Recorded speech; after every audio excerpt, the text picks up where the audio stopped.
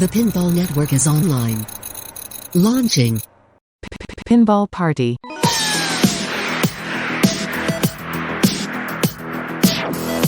Oh, hello. 2 pinball parties in 1 week.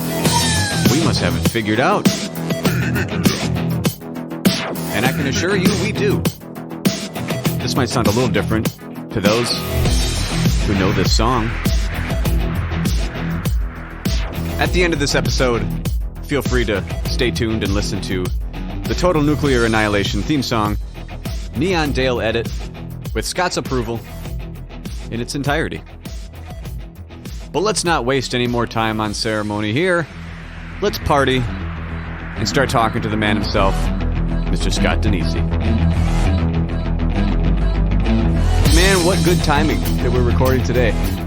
Yeah, how crazy is that, huh? Yeah, aside from the crazy technical snafus you and I both had for a good, 37 minutes before we get to start this. Figure it out. I'm so happy that you're joining me, man. Thanks a lot. And I want to just start off right away because what a day. You are now the creative director of the next Multimorphic P3 game. Yeah. What the hell, man? It's super cool. Yeah, Congrats. I know, right? So check this out. Yeah, thank you so much. You bet. So this is really funny because we had this all lined up ahead of time, and you and I were just going to chat, and we're going to talk about, whatever we're going to talk about. Yep. And I saw it, and, Jerry was letting me know, Jerry had no idea that I had, Jerry, the owner of Multimorphic, he had no idea that I had, an interview lined up for later this week, but... he was like, okay, I think we're gonna, go ahead and tease your name in the thing. And I'm like, or in the email. And he's like, I'm like, when are you gonna do that? He goes, I don't know, Wednesday or Thursday. I'm like, oh, all right. I mean, Wednesday would be better. Yeah. Because that could be really interesting timing wise. Yeah. Today is Wednesday. Yeah, man. And I was literally I was at the grocery store. I had I had a jar of peanut butter in my hand. And I was looking, and I got the buzz from your message. I'm like, oh, I thought maybe he has a cancel or something. And you said, did you check out this shit? And clicked on it. And yeah, my God. And I was in the way of these 2 ladies because I was reading your email and they were saying, excuse me. And I kind of zoned them out because I had earbuds in too. And yeah, so you fucked up these ladies' shopping experience, by the way. But yeah, I clicked on that pin side. Yeah. And it was just, correct me if I'm wrong, but the email from Multimorphic, it was kind of just a single line that you're the next creative director of the next game. No more details, really, right? I mean, can you tell us anything? Nothing. There's any no hints? details. I can't tell you basically anything, but I can tell you how about this? We can squeeze everything that I'm allowed to tell you out. Let's squeeze it. How about that? Let's squeeze it. Yeah. Which is not a lot. It's not a lot. So yeah. He said in the email, he's like, hey, Scott's going to be being the creative director on this next module, right? So from that sentence, we've already gathered that I'm doing the creative design process of the module, and it's going to be an actual physical module, right? Mm-hmm. I'm just taking it apart, that's that. Yeah. Okay. I really can't share much more than that besides the fact that I'm working with a team of a pretty significant team of very, very talented people. Oh. So it's really neat for me to do that. With the spooky stuff, I'm kind of on my own a lot. Yeah. We have, with Spooky, we had Eric doing really great programming and everybody else doing engineering with me and all this other stuff, right? And Bowen making sure we don't mess anything up, and David Van Ness doing all this other cool stuff. And there are really good teams of that stuff, but I've never actually worked on a project where I've got a dedicated engineer, okay, to help me through concepts and things. So sure, that I hope isn't too much information of that. Yeah. But yeah, I was like, so Jerry's going to listen to this podcast and he's going to take apart every single thing. He told me, he's like, hey man, he's like, sorry, Jerry, you can't say anything yet. You can't say anything yet. I'm like, okay. Well, what? Okay, fine. Well, you know what? No guarantees. I'll do my best. Yeah. Can I ask something that? Sure. I think I know the answer. Everyone else probably does. And if you can't answer, I totally get it. Do you think you'll have anything to do with the audio of this game? Let's see. Is Jerry listening? Jerry's listening. So Yeah, I wrote everything in the game. Yeah, I did all the audio for it. Oh, okay. So that's So that's a yes. No, but that's it though. That's as far as we can go. That's it. That's it. No, the audio's all done. No, I had I mean, that would be weird actually if I did a game and then had someone else do the audio for it. Right. It would have to be like, that would be really strange actually. If it was Trent Reznor, then maybe you'd like, all right. Okay, well, you know what? Let me take that back. If it was like Trent Reznor, then I'd be like, by all means, yes, please. Sure, man. Do that audio, and then let's hang out at my house and play pinball. Oh, and that would be great. But, dude, they always say don't meet your heroes, but I'll tell you what, man, I don't care. I want to meet that dude. Yeah. Do you want to meet him now or like tapeworm, or I mean like late 90s? No, I want to meet him now. Yeah. Straight up right now. Yeah. Yeah. Because I don't think I could keep up with him partying like he used to. No. So, yep. Yeah, because I don't do drugs or anything, so except for the random THC once in a while because it's legal here in Illinois. Oh, sure. Yeah, but I'm not a druggy guy. I don't really drink too much. Good for you. Same here, man. I don't drink. Yeah. Yep. Yeah, I did plenty of what I needed to in high school, and now I'm very similar as you. Yeah, I like to build stuff. I like to be motivated, So I can't keep up with Trent Reznor as well. But now, I bet you now, I could party with him now and have a good time. Yeah, now he's probably going to bed at 8:30. He's an adult, you know what I mean? Mm-hmm. And he's the same way. Yeah, just like me, 8 o'clock, 8:30, whatever. Give or take. Joel Engelberth, one thing, he says congrats, by the way, in a text. I was going to see if he wanted to join for a quick couple minutes, but he always gives me shit like, oh, it's past 6 p.m. Are you in bed? Like, well, I wake up at 5. I go to the gym. I do music shit. I do work. Like, I'm like you. I build shit. I'm busy. Like, you got to go to bed to do that stuff. I can't stay up and drink till 2 a.m. Yeah, exactly. It's tough, man. And especially like if I'm up really late doing stuff, the next day is kind of messed up for me. Like, I mean, I need that next day. I need that motivation. I need the drive. Yeah. Well, not to make little of the P3, and I know you probably can't say anything else, but that's exciting. Nothing against their last games, but I mean, you did have something to do with some of their old stuff. Weird Al, right? Oh, yeah. I mean, it was all the... Yeah. So correct me if I'm wrong. I was at the Pinball Awards, and the Weird Al did win for audio, but was it... you had everything to do with things outside of his music, is that correct? Yeah, correct. Okay. Yeah. So I took the only thing. So here's exactly what I did on Weird Al. So I was in charge of making sure the sound package was all taken care of, right? Okay. So I created all of the sound effects from scratch. I wrote 2 songs for the game, actually. I believe they're both in there now. The high score music's in there, and oh man, where did they stick that other last track? I'm blanking now where they stuck that track. Michael's gonna listen to this and yell at me. Can I ask? Let me pull on that thread you mentioned earlier. Though you made some sound effects from scratch. Someone who is an audio person myself. Walk me through that. Tell me how you do. Are you doing are you micing yourself, bashing some celery? Or are you using patches and MIDI, or what are you doing? Yeah, so this is cool because there's a lot of different stuff that I did on Weird Al. A lot of it was field recordings that I've just had and done. Nice. I used to go to, I'm just going to rant and tangent on, and I apologize. Please. And my brain is going to be scattered all over the place because, ADD same. stuff. I'm the same. So so I've got all these field recordings of when I go to different places. Back in the day, there was a lot of circuit bending going on, and I was really, really into it. And I would go to these circuit bending festivals, and I would just grab my microphone thing, record a bunch of stuff, tons of recordings. So I got all these different weird sounds and stuff, right? So I got a big library of things to start from. And then I usually put in things like I've got glass cracking sounds and stuff like that I start with. Those are actually the more organic stuff that's very specific is probably from starting from a pack that I have of just pre-recorded things that I didn't actually record. Sure. But I usually take that stuff and I take little bits and pieces of things. I never use anything out of the box because my worst fear is somebody listening to a sound that I created or a sound that I put in a pinball machine and recognizing it.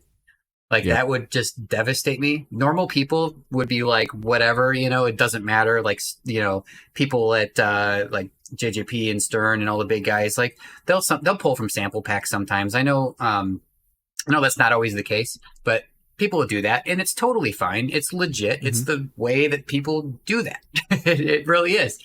But you're a creator. I wanted to create everything from scratch. I want to make it exactly the thing because I hear it in my head, right? Yep. I'm like, I see the thing on the screen, and then I hear it in my head, and I'm like, okay, I have to make that thing into the, make the computer make that sound that's in my head. So I start with different sounds and try to do stuff, and it's really interesting. There's something in Weird Al that actually like messes me up a lot because when I was at work, I brought my recorder with me because there's a lot of different sounds like, forklift sounds and door closing and slamming sounds and walking upstairs and clicking on and off circuit breakers. Like there's really cool stuff just all around you all the time that people don't realize. Those sounds are very valuable for someone like myself. But I recorded our dock door closing. So it's like a ka-chunk, like it's a big steel door that closes like normal, with a handle on it. Yep. So it does that like, and that's in Weird Al, and I did not process it very much at all. I put a reverb on it, and that's it. Nice. And when I hear the door closing sound in the game when the ramp expires, when the ramp goes back up and expires out, it like messes with my brain because I think I'm at work. It's like a noise that it's the exact sound that my brain hears, like when that closes. It's so cool. But there's a lot of that stuff. Do you have, you mentioned reverb, do you have a plugin brand of choice? Are you a Slate? Are you Waves? What's your shit? No, so I use a lot of Native Instruments. Okay. Native Instruments is my go-to. Are you using their hardware too? I do use hardware, and I will get to that, but the hardware is a little differently. I don't use effects. I don't use hardware effects or anything. Okay. So basically I use mostly Native Instruments for effects and stuff like that because their effect libraries are just amazing. I did have things like Waves back in the day when they had like Ultra Maximizer and stuff like that I would use for mastering. For now though, what I use to master now is I went and I taught myself this whole mastering chain. And I was like, I'm going to learn to master my own music. And I mastered TNA myself. And then I mastered the System of Parts myself as well. And I don't think I did a good job. But my buddy Adam showed me that you can send your stuff off to a guy to master it, a professional, and it's not expensive. No, it's not. It's affordable. And they do such an amazing job that you are now completely on par with all the kids nowadays slamming their compressors like as loud as they can go. You are like your sound is that or better, and it's great. So now I have completely switched to mastering and doing final stuff like that to having someone help me with it, which is pretty crazy. That's awesome. I remember when we were doing our last album, and they were like, for mastering, it's like $7 a minute kind of on average. And they're like, when we got all the edits done, and I didn't even need it mastered, but for those out there who don't know what mastering really is, like, don't get fooled when someone says it's remastered. Like, mastering is really just bringing up to, I'll say, radio levels, and you're getting it to the layperson loud like everything else. You're squashing the shit out of it. When you're saying compressor, like you're bringing the highs down, bringing the quiet stuff up. But mastering, there's an art to it. But usually when you find a mastering preset for music or a band or whatever, you get the multi-pressors, you get the limiters, you get everything set up. Usually the rest of that same artist's song is kind of just plug and play, hence why it's usually pretty cheap comparatively. But I'm the same way. Like, I used to beat myself to death over mastering because, like, once you get the mix, and it's like, all right, now I got it. I got all the compressors. I got all of it. Then you master, like, oh, it fucks everything up. It does. It messes it all up. The dynamic range is fucked. Yeah, it's totally screwed up. So what I do is I used to mix and master at the same time, which was a blessing and a curse, man. Because it's a blessing because I can kind of like tweak something in the mix while the master is running. like while I'm doing the mastering chain, and sort of get it to sound like a little bit better the way I want it to, but end up just actually destroying it, which is why the TNA like album is so over compressed. Is it? I regret nothing. Good. That album sounds very good to me. It's like the grunginess of what's happening with those compressors, because I'm running multiple compressors on all sorts of different channels on it to get this grungy, crazy sound out of it. And I think it was 100%. I wouldn't actually fix any of that. But no, I wouldn't either. Let's just get into TNA for the. Sorry, we skipped all the way. Probably what you're best known for to a lot of people: Total Nuclear Annihilation, the creator, the everything, the audio, all of it. And we're gonna review it in a little bit. Let's see how hard you are on it, how much shit you give it. But perfect. When I heard so I'm gonna say snare drum just because I'm not an electronic whatever. But when I'm hearing like the snare hits on that album. I can hear the double compressor. I know we used to use that for exactly what you said, like just that little kind of 90s grunge distortion. You just double compressor it, sometimes with vocals too. And it's such a sweet sound. It's soft. It's not hard. It just gives that, like you could put a distortion kind of bit crusher on it, but you're going to lose all the fucking dynamics of it. But yeah, we would do outboard 76 compressors, and then inside, like we would double it up, sometimes triple it. But yeah, like I'm not the art of compressors when it comes to like analog music. I'm fucking terrible with it aside from vocals, but I've seen some drum masters in the studio just like layer compressors on compressors for the exact same reason. And Beastie Boys use the shit out of them. But and Nirvana too. Nirvana Nevermind was the fucking like pinnacle of using those compressors. Their sound was, I remember it on the radio. It was louder than everything else, man. Mm-hmm. It was just but louder. still just as clear, if not clearer. It was so great. Yeah, it was so great. And Dave Grohl's drums on there still to this day. It just they're super punchy. And then you go to like Queens of the Stone Age, and it's just like, well, let's take all the highs and lows out of it. It's just like a telephone the whole song, but still incredible. All right, well, I digress. Yeah.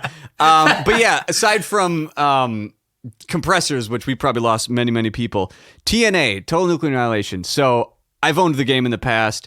I heard about it when not when I first started playing pinball, because that was 20, 30 years ago, whatever. But getting back into the hobby, and, you hear about it and all that. And it's like, okay, you see it and like, all right, it looks like a pinball machine. And then finding out that you fucking did everything. And then, I heard the soundtrack or heard a couple songs. Like, all right, man, just the main theme. Fucking incredible. Dude, I no joke. I listened to it in the car, like before I even got the machine, before I've talked to you, anything. It is a fantastic album. And I hear influences. I won't say influences for you because everyone's got their own thing. I'm sure people would hear certain in mine, but I have a very strong love for Random Access Memories, Daft Punk's album. And not that yours is Daft Punk, but there is so much of that like melodic electronic in there where it's not just the hard, I get hardcore synthwave or any of that where it can get to the point of like it's show off music. Same with like, in metal, you get to like Meshuggah, you get to Tool, you get to all that, or jazz, whatever. But yours, at least for the TNA, it's like a pop album at the same time, in my opinion, in the best possible way, because I fucking love catchy shit. So I could just give you compliments all day on that album. But man, when I had it in the home and realized that, yeah, I'm not hearing a lack of resources like maybe Stern or maybe not JGP, no offense to them, but the big ass subwoofer, the amp in there that, don't touch. Yeah, I fucking touched it. And I was like, I'm going to tweak this thing and make it sound awesome. Did you follow the guide that I wrote up for that, for touching the amp? No. If you hadn't have done that, like you do that and you can actually get some really good sound out of that system. Well, myself and another audio engineer, I showed him because the other pinball machines, he came downstairs when I was fixing a Godzilla once because the woofer in the bottom just sounded like ass, paper, like whatever. And right next to it was TNA.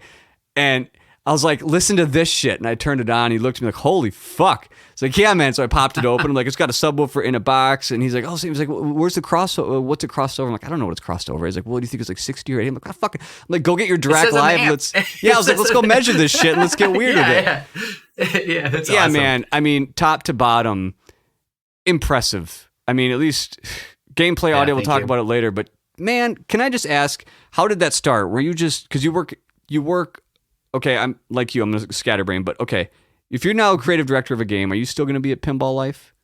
Or do you have not have Oh, yeah, time? yeah, yeah. So, okay, so yeah, let me explain that. Yeah, you know what? I got this question today from a really good friend. They're like, you didn't leave Pinball Life, did you? I was like, oh, hell no, man. So that's I love my job, right? My day job at Pinball Life. Yeah. I would probably say, if I had to say what I do over there, I'd probably say I'm the engineer and technician of like everything that is technical and complicated. Okay. So I manage I do all the engineering stuff for mechanical and electrical stuff. I do the maintenance and running of our laser system. I do like, all this other ridiculous technical things. I even manage our information system. I build our business intelligence reporting applications and that kind of crap. Like it's nuts. Jeez, I hope they pay you well. Jesus. But it's enough, it's not, it's pinball, right? So yeah, it's like, yeah. how much, it's not, I could make like way more money going back to doing what I did before, which was consulting and business intelligence design and database design and stuff. I'll hire you. Way go back. Yeah. Like, but dude, at some point in your life, you kind of realize like, it's not really about the money. It's more about like enjoying what you're doing a lot. It's about having time to spend with your friends and with your family and all this other stuff. And with that other stuff, I was way too stressed out, spending way too much time working for somebody else. That is exactly where I'm at about about 18 months, 2 years ago. Same thing, dude. I work in software and software pays well, all that kind of shit. I'm an engineer in software, all that.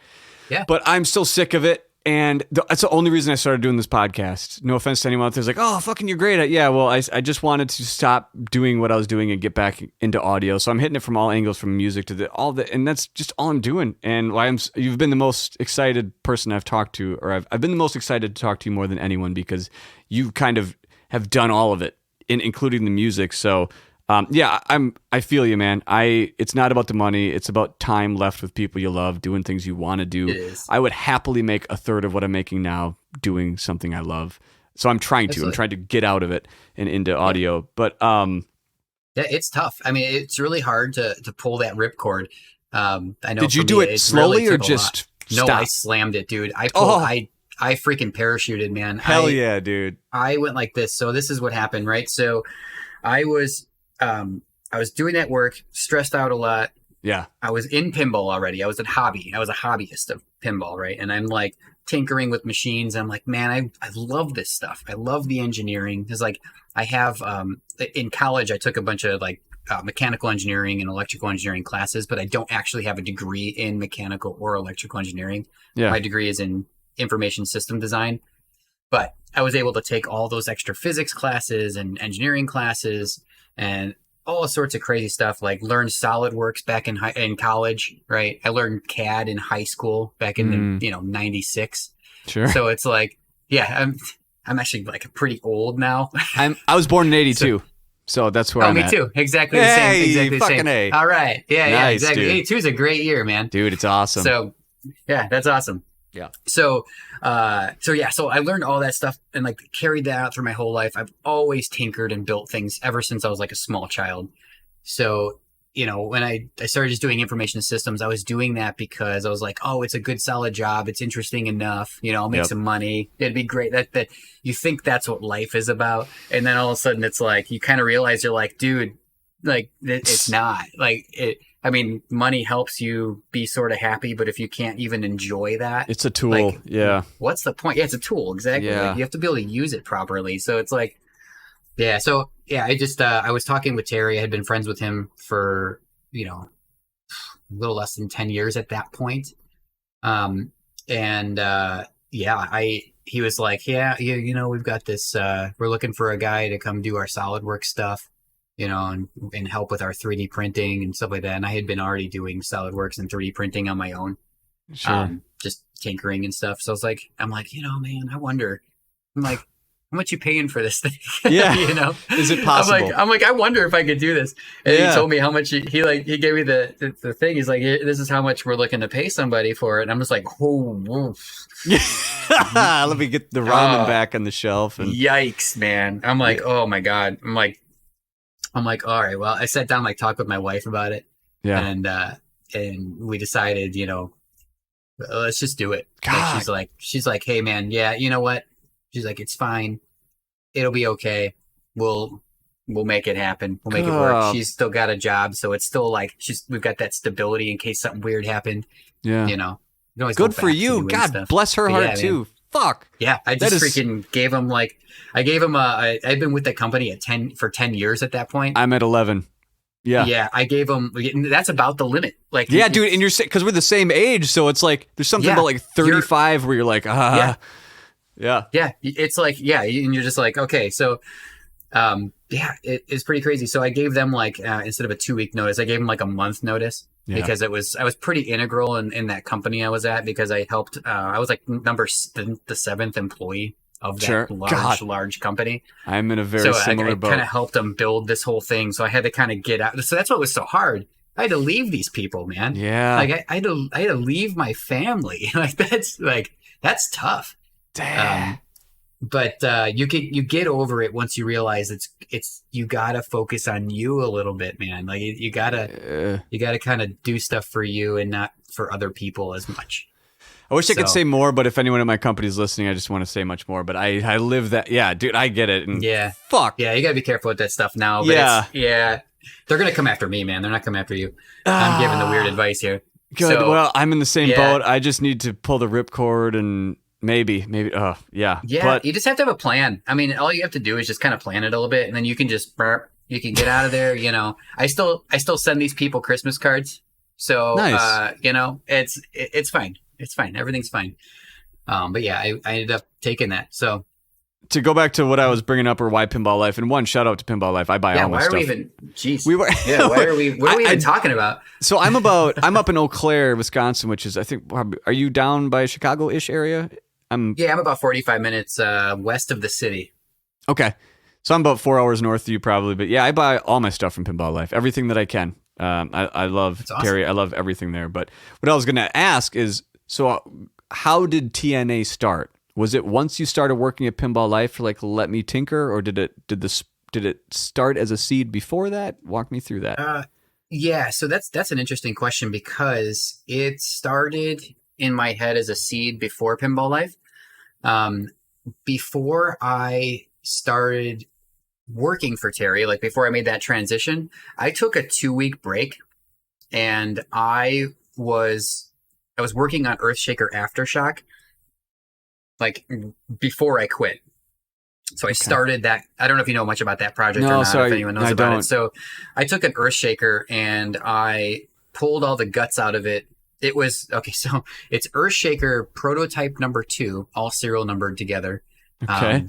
It was restored by a guy, HSA Pinball, was beautifully restored, everything clear coated, perfect every way. You know, I got this beautiful Earthshaker. So I'm looking at it, I'm playing it. I brought it to some shows to share with people. People are like, yeah, it's great. It looks great. That's awesome. You know, and I'm like, but I wanted to make this thing a little more special because I hated the music in Earthshaker. Like, I don't know why. It just was like, but I loved the gameplay, you know, everything else about it. The layout's great. So what I did was I did what any sane person would do, and I took this prototype number 2, which only, you know, is very special and only exists in one place, and I ripped all the guts out of it. Of course. I installed a PROC system into it with custom hardware by some other of my friends overseas, and some like custom all this crap. I ripped the back glass out. I put a piece of clear glass in it so you could see all the electronics that I put into it. That's cool. I screwed an auto launcher to the bottom of the prototype XR7 playfield with screws, you know, as one does in a prototype XR7 playfield. And I reprogrammed Earthshaker from the ground up. Can you tell me, I've heard P-Rock, I've heard people talk about that, and tell me like I don't know what it is, because I think I can assume what it is. Little hardware, It's basically a circuit board that replaces the CPU in your pinball machine and allows you to plug a computer into this circuit board that now gives the computer full control of that pinball machine. Is it like an API? Does it have like hardware, like translation, or what's it? Yeah, so it does a ton of hardware processing for you. So like flipper buttons and stuff, that's all handled on the hardware side. and your computer just says, hey, activate the flippers so that when you hit the buttons, it does the flippy stuff, right? So there's a lot of cool stuff going on there, and it's a lot of safety features and watchdogs and stuff on there, so you can't like really mess anything up too bad. Okay. But you have to run something on the computer that tells the machine how to act when a certain switch is hit. Like, what does it want to do? You want to fire a coil, or do you want to do something? You want to play a sound or an animation or whatever? So it allows you to completely start over on a pinball machine. It's super cool. Yeah, Okay. It's been around for many, many years. I think I put my first P-Rock in something in 2010 or 2011. But it's like something that a layperson could. It's not like, hey, you have to learn C+ or Java to like program this thing. It's when you hit X switch, hit Y flipper. Like it's that. No, it's not that easy. Okay. It's actually it's difficult. You made it sound much It is easier. difficult. Okay. Yeah, there's a lot of framework out there, a lot of frameworks that do exist now to help you with that. And there's a lot of communities out there that are helping other people homebrew these games. But basically, it's a homebrew platform. Sure. To allow you to make a game from scratch. I just didn't make a game from scratch. I took an Earthshaker and put new music, rules, light shows, all sorts of crazy stuff in it. There are videos on YouTube of, when Jack Danger came over to my house and played Earthshaker. There's me demoing stuff, like different things that I was working on at the time. You just have to kind of search for that. I guess you could just search my name and then Earthshaker Aftershock, and it should come up. So I started with that, and then I was like, I kind of caught the bug of like, wow, I can actually do this. Like, I should try to actually build a full game, because I was getting pressure from some of my other friends too, of like, dude, you could totally build a game. Just do it, like one of those things. And I'm like, I'm like real bad at peer pressure, I guess. So I started. You can say no to drugs, but you can't say no to pinball. Yeah, I mean, it just depends what it is, So what did you think that from working on Earthshaker that the bottleneck was the actual programming side of it? You thought you had the hardware and everything else. So was that the eye-opening moment? I wasn't too well. The problem is I say it as a problem. The problem is I have a good understanding of hardware and software, so I wasn't really intimidated by any of it. I was more just intimidated by if I could make something cool or not. So that was my test, right? So I'm like, can I make something cool with this Earthshaker, right? And for me, I thought it was cool. Like, it was a simple rule set. It expanded a little bit on what was already there in Earthshaker. I just kind of replicated sort of how Earthshaker worked, but with, tweaking it a bit. I used new vocal callouts. I had my wife actually record the vocal callouts for me. Awesome. It's really neat. The whole thing runs off of like a Raspberry Pi, which is kind of neat too. And then, the light shows. I was consulting with Dutch Pinball at the time. Okay. And they let me use their light show generator, which is, I don't know if this was a big thing back in like 2014 and like 2012 and 2014, somewhere in between there. This was huge. Like, Dutch Pinball made this light show animator that was like hardware, like Flash software. So it was a software application that was like a Flash animation generator, where you would take a picture of your playfield, map out where all the inserts go, and then you could swipe like animations over it, and it would translate that into a file that you could program into your pinball machine and make it do those light shows. And you must have used that in TNA, because like the lighting in TNA is second to none, where I can just see that it was like created from like a visual standpoint first, where things just it's like organic. I don't know. I don't want to. Is that It is. Okay? That is. Yeah, 100%. So those light shows were generated using the Dutch Pinball framework, which is super cool. And that was all done, with permission, obviously. Yep. So yeah, super cool stuff. I mean, working closely with those guys was a lot of fun too. But yeah, that's how that kind of started. Like, I proved to myself I could make something fun. I brought that to shows. I brought it to, just different places to share with people. Yep. And then, I was like, okay, well, I want to build a game from scratch. Let me see if I can do everything on it. And I gave myself a 1-year timeline. It was in like November of 2015 when I said to myself, like, hey, I'm going to make this game. I barely have an idea. I'm going to do all of it. And I have to have a playable version by Expo 2016. Whew. And that's what I said to myself. And I was like, it was so aggressive.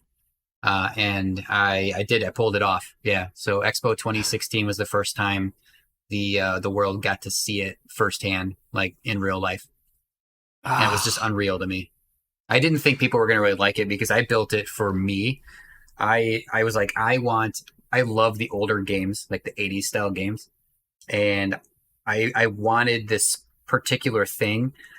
And I wanted to do RGB light shows, like full RGB light shows in this thing, the way that I wished Jersey Jack would have done it in Wizard of Oz. Yeah. It's not a big knock on Jersey Jack. They Right. had this technology, right? And it's insane on Wizard of Oz. And it was the most advanced lighting system in a pinball machine to date, right? When that game came out. Mm-hmm. But in my opinion, I think they overused it, which would be expected because it's new and fresh and insane, right? So I was like, I would love to show myself and show other people what you can do with a full RGB system by using it only when it matters. When you're playing TNA, there's lights blinking. Yeah, it's not rainbows everywhere. It's not like, yeah. But sometimes. Sometimes. I mean, why is no one else using, maybe they are, but like I still see it enough, like the RGB GI. Like it's, nothing they're not against very them. bright. But I don't care. They look so good. Oh, man. Well, I went through a lot of iterations to try to get RGB lights for the GI on TNA bright enough to where they could actually act like GI. That was really tough. Though I ended up going with like a very, very bright, specially designed 10 millimeter LED. It's an RGB LED that we had to have custom made because I just couldn't find anything like we had to actually get it manufactured. So it's a pain. But if you look at that thing, we've got there's tons of replacement parts for those, but because we made so many of them. But yeah, I couldn't find anything bright enough, but I did finally. Yeah. But it's not easy. Do you have anything to do with TNE 2.0 being re-released, or was it kind of just like to consult with you, or was it? I do. Yeah. So there were talks with Spooky about rerunning it again.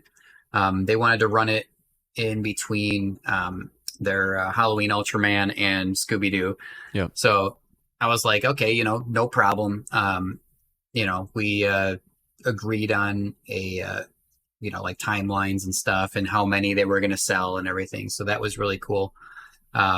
What I didn't realize was the cost that it was going to come out at, unfortunately. And I had a lot of people very upset, including myself. I was a bit upset about the fact that it was so expensive. And I did ask them about it. And it was like, they just kept saying like, hey, it's just, prices have gone up on all this stuff. Labor's gone up, all this other stuff. They just kept saying that stuff. But I don't work there. I don't have any insight into anything like that. So I just have to trust them. And I can't tell them like, no, you can't sell it for right. $9,000. You can't do that. You have to sell it for $7,500. I can't say that. Like that's, yeah. For me, like, and honestly, I will get a flat royalty for every TNA that is sold. And that is it. Yeah. I should buy another one. Are you proud of TNA? Very, very much. Yeah. Good. Yeah, it's basically like, it's everything I ever wanted in a pinball machine, all put together. And I believe it's done right. It's done really well. I probably would have put a faster computer in it, maybe. Because to solve the video issues I was having. You can't tell by playing it, at all because I've disguised every sort of problem that happens in there like really, really well. Yeah. I'm hiding it, but it struggles to play those full screen videos when there's a million other things happening. And I'm also running the light shows at 30 frames per second. So every single LED, 107 of them in TNA, is updating itself 30 times per second. So it's very, very, very, very intense what it's actually doing with those light shows. And that's how I'm able to get those really nice fades and everything too. Let me ask you even maybe dorkier question. Sure. Video files on that. What are they? MKV, yeah, MP4? MP4s. MP4. Okay. Yep. Yeah, I'm running straight MP4s on it. It just doesn't like to run the full screen stuff while the light shows are doing crazy crap. And why is it that sounds like very high quality wave uncompressed? Maybe it's not. I mean, maybe it's just really well. Oh, the audio? Yeah. Versus like a Stern or everything else. Yeah, because the MP4s aren't containing the audio. The MP4s are only doing the video. The audio is running on a separate channel completely. Yeah. Okay. So it's at its own little thing. But it's all running on one core, which is like, it's running out of Python. So it's doing, it's all that processing, including video, audio, everything is all running from one core of the CPU. Jesus. Which stinks because that's why I wish I had a little more power for it because I could have like been a little sloppier with my code. I wouldn't have had to like write such efficient, like little tweaks to it. All right. Well, let's save that for a little bit when we review that fucker. Sure. I am not. What do you call the music? I'm much more of a rock, punk rock, metal. Like just it's Sure. the music that you make and listen to, other than synthwave and electronic. I say electronic. What is it? What's the genre? What's the genre of it? Well, I just say like I listen to mostly electronic music. Okay. But there are a lot of other exceptions that I do listen to. I listen to a lot of 80s music as well. Right. Yeah. Like what, Eddie Van Money's Halen? awesome, by the way. Well, Van Halen's great. Yeah. Listen to, you know what? Listen to this. Eddie Money made a lot of really good hits, dude. It's pretty great. Like it sounds crazy because you're like, he just like one hit wonder guy. Nah, go play his top hits. You're gonna be like, I know that song. I remember that song. You'll be like, all right, Eddie Money, you're all right. And then watch that Shaken music video because he's absolutely just hilarious in that. It's kind of like like Fountains of Wayne, where people are like, oh, Fountains of Wayne, Stacy's mom. Like, yeah, sure. Yeah, but have you heard the song That Thing You Do? Or have you heard like their arms and into certain music recordings? Like, oh shit, they've made a lot of like, yeah. Unfortunately, oh god, Fountains of Wayne. Yeah, but it's cool. So yeah, I listen to a lot of that. I do. I listen to a small range of like punk rock and stuff too. Nice.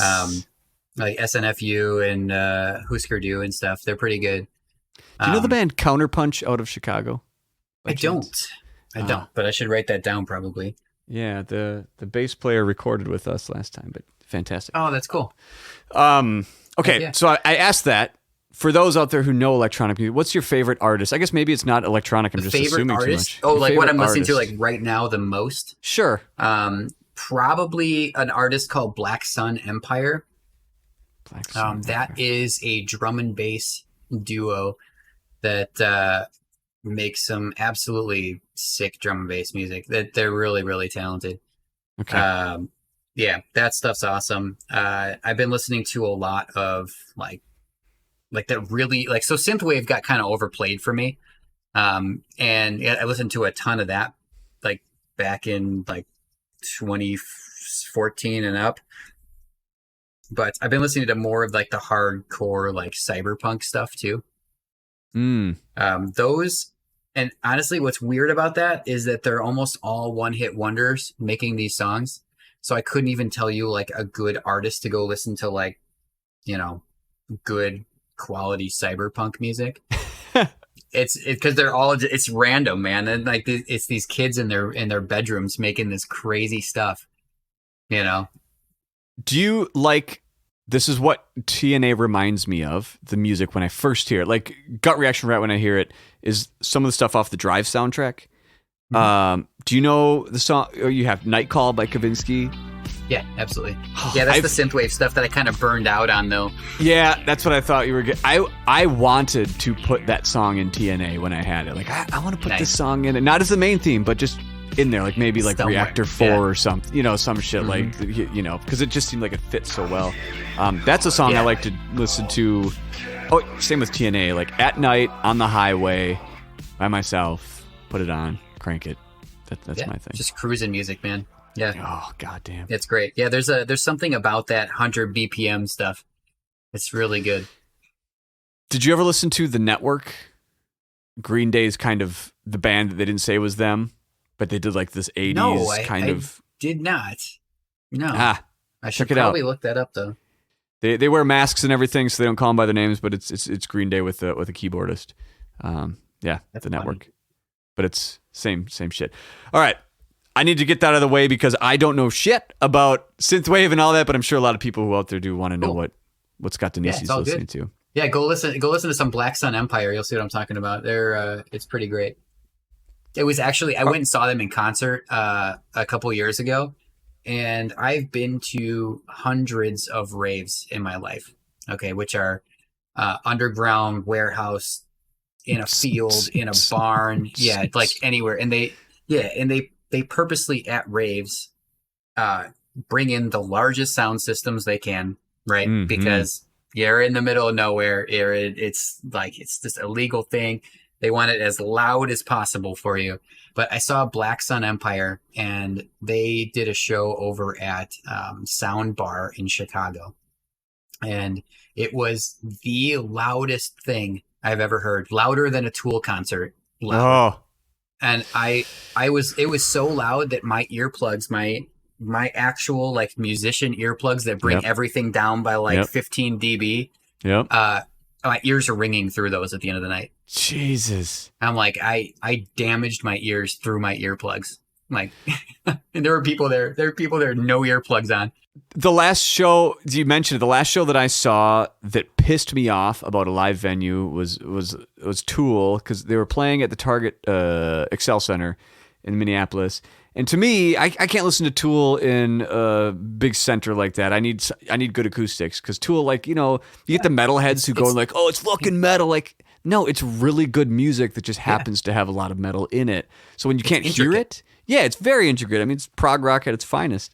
And that one was the same thing. I had the earplugs, like, can't hear shit. Maynard actually blew his voice out, so they had to cut the set in half, but I've seen him a few times. But that was the best time I ever saw. I guess it was Perfect Circle, but at the Quest in the Minneapolis, Prince's old bar, very small venue. And when Perfect Circle first came out with like 9 Inch Nails and they were touring with them, they weren't telling anyone. So like we went there and like, oh my God, this is Maynard, and what the fuck is this? But that's a lot better acoustics. You could hear it and it's fantastic. Oh, yeah. But that's a place like 300 people versus, I'm sure someone that's correct so me. cool, man. All right. So this next segment, people want to get to know your balls. All right. We're getting to know your balls. So this has been evolving lately. It was always just kind of asking people questions about pinball, what you prefer, this or that kind of stuff. We've started to put in a little more personal questions. We started last week, and I started asking some fear stuff, and Greg Bone looked at me at the Pinball Awards. He looked at me, he's like, I'm afraid of everything. And like the whole room just got like, oh shit, this is getting dark. So I put some really depressing piano music to it, brought it darker. But anyway, let's get going on this. Do you prefer location or home play for pinball? Oh, heck yeah. This is an easy one. I prefer being on location and playing because putting money in a game is way more of an investment of your ability to play that game. Like you need to really focus on what you're doing, right? My buddy and I put dollars in that thing. It's like our money's on the line. We got to keep that ball alive. We got to get on this, we got to keep playing this thing. So it's a lot of fun. It's also really cool to play the games on location too, because sometimes they're broken. Yeah. And that is a fun thing to try to play around, right? So let's say that there's a bunch of targets on, you're playing Dracula, right? And there's a bunch of targets that are busted and you can't get the multi-ball started because you can't like the castle locks. So Mhm. you got to change it. You got to change up your strategy now.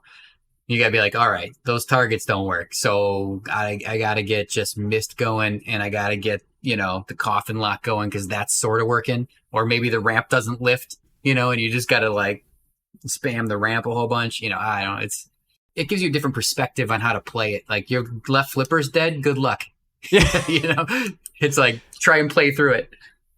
It's the only time where playing a broken game is kind of fun because at home it's like, all right, well, take the glass off, fix it and do that shit. Yeah. But That's lame. Just leave it. Yeah, yeah. Well, on location, I don't give a shit. At home, my God. All right, going to the other side of the coin. right. See if you want to answer this. What is Sure. one of your biggest fears in life? Fears. Okay, so a serious answer to that. I am actually afraid of something very strange. And I can tell you why I'm afraid of it, and I think I know exactly where it came from. Okay. I have something called submechanophobia. Okay, I figured out there's a word for it recently. Okay. And by recently, I mean like maybe 6 years ago. But I don't like mechanical things underwater where they shouldn't be. Okay, so Interesting. I'll give you some examples of things that freak me out, and I'll give you some examples of things that don't freak me out. Okay. So swimming pools don't bother me. Okay. Those All are right. mechanical things. Those are mechanical bodies of water, sort of, I guess. Sure. Swimming in the ocean and seeing, while having my goggles on, and seeing the man-made concrete structures that are on the bottom of the deeper part of the ocean there to keep the waves under control. Yeah. Freaks me out. I want to get away from that. I don't know Interesting. why. So, and I know where this came from. The ultimate scary thing was we were swimming in a quarry in college, and we were diving down deep to see, like, because the water was decently clear, and we were trying to dive down to see who could like dive down the furthest, and it got really cold, like, you ever been swimming in a lake like that where it's like super, super deep and you can go down, and it actually starts getting a little darker as you go down, and then you pop back up. It's just kind of fun. Well, we were swimming down there, and I'm diving down, and it's getting cold, and at the bottom of the goddamn quarry, there's an old rusty like backhoe that had fallen in there a long, long time ago. Oh. And I saw that, and I'm like, fuck this. I'm like, I am out of here. I never went back into that water. I'm not going in there. No way. I don't know what it is, but that was the first time I realized, like, that's an irrational fear that is something that I just don't think I can get over, and I don't think I really even want to try and get over it. I don't care. What's it called again? Submechanophobia. Man. So sometimes if you see like pipes and crap going down into water, that's a little creepy. Yeah. Like that bothers me a little bit. Like the Hoover Dam intake ports. Yeah. That's awful. That's awful. Imagine swimming by that. Screw that, man. Screw that. All right. Well, let's bring you up a little bit. What's your favorite era of pinball? Oh man! All right, good. Okay, let me snap out of that for a second. Okay, not thinking about water, not thinking about Hoover Dam. Swim out. My favorite era is totally the '80s stuff, maybe the early '90s stuff. I really love the creativity that was going on back in the '80s, and I have a really good respect for that. I think it kind of shows too with what I put in TNA. I wanted to kind of recreate something of that era with modern technology. So, definitely my favorite era for sure. Okay. Do you have any horror stories from the secondary market? Buying, selling, trading, any of that kind of stuff? Okay. So this is going to offend some people, and I apologize ahead of time.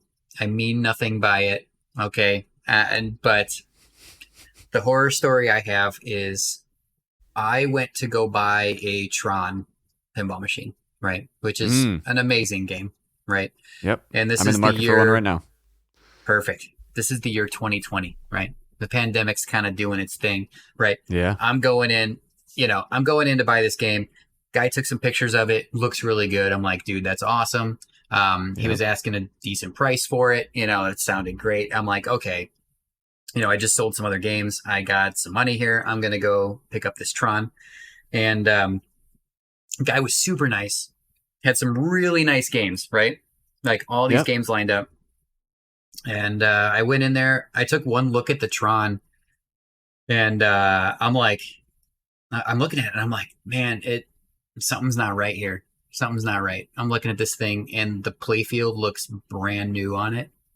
Okay. And he didn't say anything. He didn't say anything about brand new playfield swapping it or anything like that. Like you could tell like how shiny it was. Yeah, I could tell by the wear and the scoop. That's the first thing I look for. Because Tron that scoop gets just hammered on Tron.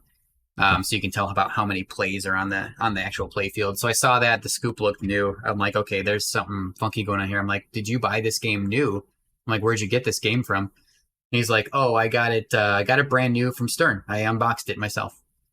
And I'm like, well, did you playfield swap it or anything? And he's like, no playfield swapping and anything. It's just, you know, I don't actually play my games.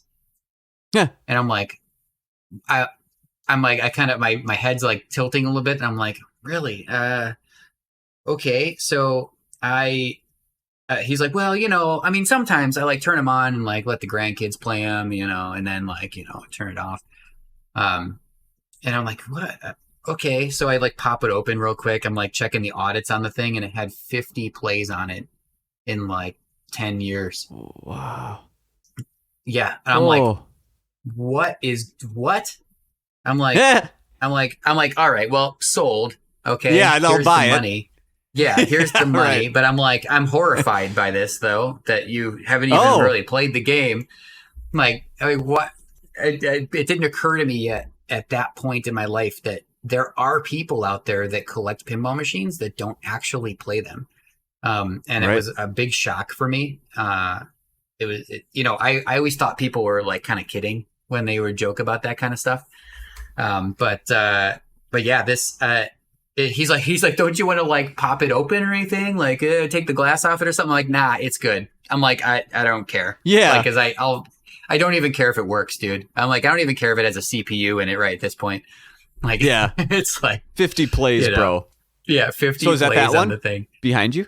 It's the one. Yeah, it's the one behind me. Yeah, there's a camera going on back. Yeah, it had all sorts of mods put in it too. I had to take out some of them because I'm not really a mod guy. But well, what about the ramp lights? You got the ramp lights on there? Oh, I had so it didn't have ramp lights, but I did track down the guy that actually built the ramp lights and got myself a kit. Those are like completely non-existent anymore. I know. I'm trying to buy Raymond Davidson's right now. He's tickling me with it. Yeah, but Doc was saying is it all Powerballs in that thing back there? Yeah. So I mean, it's actually my favorite game that's not TNA. It's right now to play. God, you're making me want it even more. Fuck. Yeah, it's such a good game, and I actually I have like when Pinball Browser was new, I made a Tron I made like a Tron version of the software with like all Daft Punk songs in it and all Daft Punk remixes. So it's all like 100% Daft Punk junk in there. But yeah, with the Powerballs in it, you can't play. So never play Tron. If you get a Tron, don't even put steel balls in it, man. Seriously, throw them in the garbage. Okay. Go get yourself 4 Powerballs, put them in there from the beginning, and don't look back. Tell me why. It's the only way to play that game. It's just it makes it chaotic. It's very fast, and it's just way more fun with those Powerballs. God damn it. Ray Day, it has a completely different dynamic when you're playing. Yeah, it sucks. And I know the Powerballs are expensive, so that sucks too. But I'm sorry, not worth sorry. It. You know what I mean? Yeah. No, I get it. Okay, so what's beyond Tron? What's something in life you're grateful for? Oh man, dude. Well, it's gonna sound super stupid and corny. I apologize ahead of time. But I am very thankful for the people that supported myself and like all the projects that I'm working on. There are tons of people that are, putting their hard-earned money into stuff that I'm making, that is like that I wouldn't personally be able to do because of money, I cannot buy a $9,000 pinball machine. But there are people that are doing that, and that's it's very humbling, and it's really cool, and I do really appreciate that. No, that's not corny. That's a fantastic answer. It's super corny, but yeah, it's it's. Thank you for all the people that helped me. Yeah, thanks. Yeah, but no, I'm really appreciative for real. Like it's crazy. It's super crazy. It's nuts to see those things out in the wild. It's crazy. I get it. Like when you make something and someone actually wants to spend money on it, it just feels weird, imposter syndrome style. Yeah. Yeah, like when someone buys my album, like I get a notification I bought it today. that someone bought my album. Yeah, I bought that shit. That's crazy. Yeah, hell, that's crazy. Fuck, dude. That I'm appreciative for, and that's crazy that people. I mean, it's very validating because of how much work goes into this stuff. But at the same time, it's just like, Anyway, I'm super appreciative and very humbled by that. So when you're playing pinball, do you like hitting ramps or spinners better? Oh, come on, man. You see my games. I'm just kidding. Ramps. Yeah, spinners. Fucking man. ramps. Spinners all the way. Yeah. Yeah, nah, forget ramps, man. Ramps are just there to add money to the game. No, I'm just kidding. Jokes. But the spinners just feel so good, man, on a game. They're so fun, especially when someone lights the spinner. Like you put a really bright insert underneath the spinner, and while the spinner's spinning, it flashes, and then I got that. I got that thing from Steve Ritchie, man. I did that in TNA where that insert's right under there, and it just like you have to colorful crap. Yep. Yeah, dude. Steve is the king of that stuff. What's something? I guess it could be pinball related, but it doesn't have to be. What's something you want in life? Ooh, something I want in life. Oh man. So I personally strive to have a very peaceful life. I just want like peaceful stuff, right? So like my house we set it up to like where everything's pretty peaceful and like stress free. And we try, like my wife and I try not to like bring stress home, except for like when I'm working on stuff. It kind of goes against all the stuff I create because I create stressful, intense music, stressful, intense pinball games. Yet I just want peace. So it's kind of funny, but yeah, if I had to say something that I want in life, I would have to say peace because it feels good to be in a peaceful area, right? I think most people kind of want that. This is not a lie. My wife convinced me to see a therapist like 2 years ago. Not because of like, oh shit, fucking crazy. Just, you could use it. And I knew why.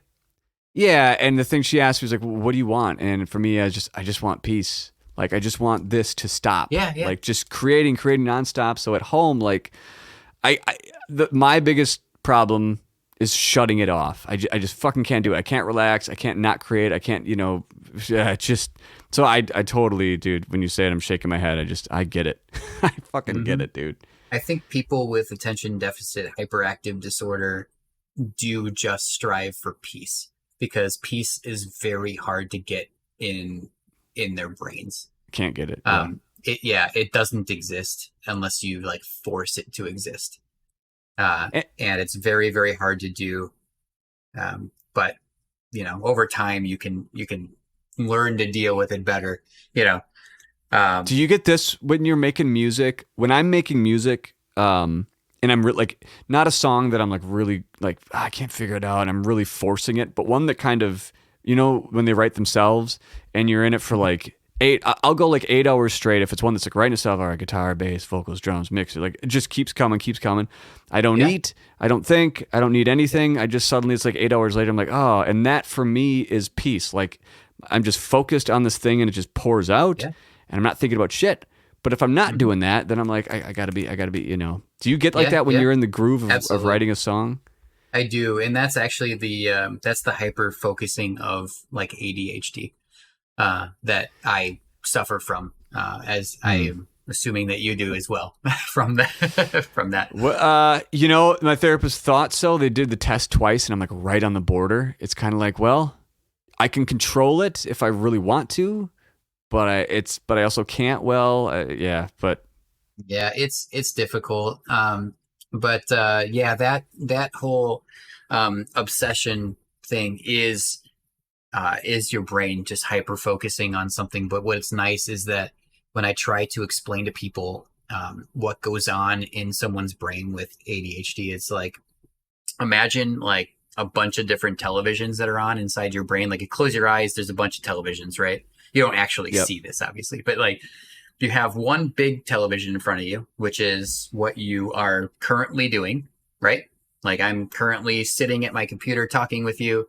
But I have all these other televisions on that are surrounding the big television, and they're all really interesting crap, right? And I'm constantly like looking away from the main television and looking at the other thing and looking at that and like going, oh yeah, that thing. And then looking back at the thing I'm supposed to be doing and then forgetting what I was doing, right? But then you want those televisions to shut off the other ones so that you can just hyper focus. And what happens is with the ADHD is it swings really hard one way or the other. Every single person has multiple things they're kind of thinking about at the same time. But it's really large swings in that hyperactivity versus hyper focused that really cause problems for people with ADD and ADHD. So it's crazy, man. So yeah, all I want is peace. Fucking a long circling back. See, I went on a tangent because of all the televisions in my head going off. No, I can roll with all that. I'm the same way. It makes for some interesting, creative people, though. It's a double-edged sword. Yeah, some of the most creative and smart people that I know are like way worse than myself in terms of ADD, in terms of like all sorts of crazy crap that they're doing. Some of the best people I know have that same issue. So it's just a thing that happens. When you can focus on a game, what is your favorite moment in a pinball game? Oh, favorite moment in a pinball game? How about my favorite moment that has happened to me in a pinball game? Even better. How about that? Because like everyone could say like, oh yeah, Showtime on Addams Family, you know? Sure. You're like, but then I've got something really interesting. We had at work for a while, because my boss is funny, he bought a Thunderbirds. Okay. You know, like it's it's a bad pinball machine. It's bad. It's bad. For a number of reasons, which we could talk about sometime. But we had it there and we're like, okay, well, let's play it. We got it. Let's play it. Right. Yeah. So everyone knows like the whole international rescue, like spell it out thing. It's like really like, it's kind of funny. So we're all just kind of like trying to spell international rescue, which is basically impossible because the game just like is so, the geometry is all messed up and it's like just not right. And it's hard to hit that ramp shot and all sorts of stuff. So it's like, we're getting through this thing, and it's international rescue gives you like 20,000 points every time you spell a letter. Right. Okay. And I'm playing this thing and I'm really far along, dude. I'm through international already. And like my buddies are standing around with me, like coworkers, and they're like, oh my God. I'm like, I got to do this, dude. I got to do it. I'm getting 20,000 points, 20,000 points. I'm hitting it. I've got like one letter left. You ready for this? One letter left. Get it. I shoot up the ramp. It goes all the way around, right? I get it. I spelled international rescue. Yeah. And I'm just like, now what happens, right? I'm like so excited. And I'm like, what's happening? I'm looking at the display. I'm looking at the play field. I'm doing this. All the lights go out on international rescue.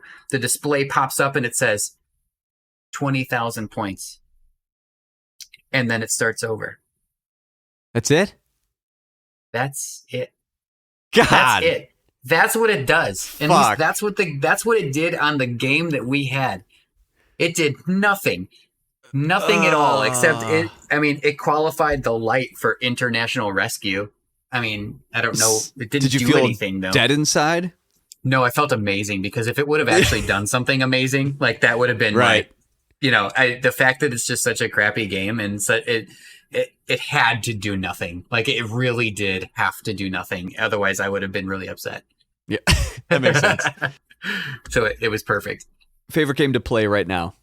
Pinball game. Favorite game to play right now. That's not TNA, and I know this is so stupid sounding, but I actually do play. I do play TNA. The game that I play the most by myself is Tron, Powerball Tron. God damn it! Of Not course regular, not regular Tron with steel balls because that's cheating. Powerball Tron with the Daft Punk sounds in it. Which if you get a Tron, let me know. I'm gonna. God damn it! So like my whole day has been consumed by like trying to piece together Trons with multiple people, and it's fine. It's fine. Take your time. Don't rush it. Like, I've been trying for like 3 years. Yeah. Okay. All right. Well. Yeah. I'm at that point where I'm like, it's like either you find one and it's gone in 10 minutes, or someone lists it for like way over, and they're like, yeah. I'm like, dude, fuck I know off. what I have, and you're like, no, dude, you're like, sell it for like a real price. Yeah. Don't be inhuman. What's wrong with you? Yeah. Come on, dude. I just want to throw Powerballs in this thing. Yeah. Okay. So, do you have a least favorite game right now? Yeah, Thunderbirds. Straight there up. you go. Nice. Yeah. Easy.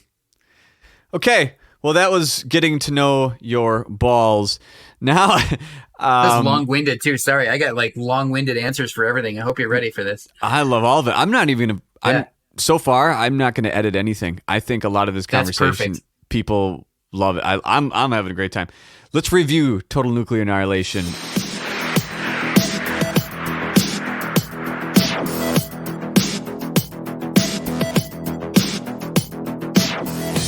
So this game, I don't know if you know this, was created, designed by Scott Danesi, who did a little bit of it. But man, you did what? Is there anything you didn't do in the game? Let me Yeah, just there do it is that something way. I didn't do. No, there's a bunch of things I didn't do. I did not create the Linux operating system for the game. No shit. Okay, so I didn't do that. What branch is it running, by the way? Do you know off the top of your head? It is running a custom distribution built by a buddy of mine, Jimmy, who owns 86 Pixels, who does a ton of other pinball stuff. He built the Wizard blocks. Thanks, Jimmy. Recently. Yeah, Okay. Jimmy's awesome. So yeah, he did the Linux operating system. It's called Pinix, actually.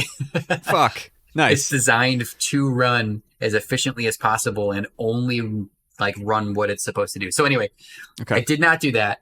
I did not create most of the animations in the game.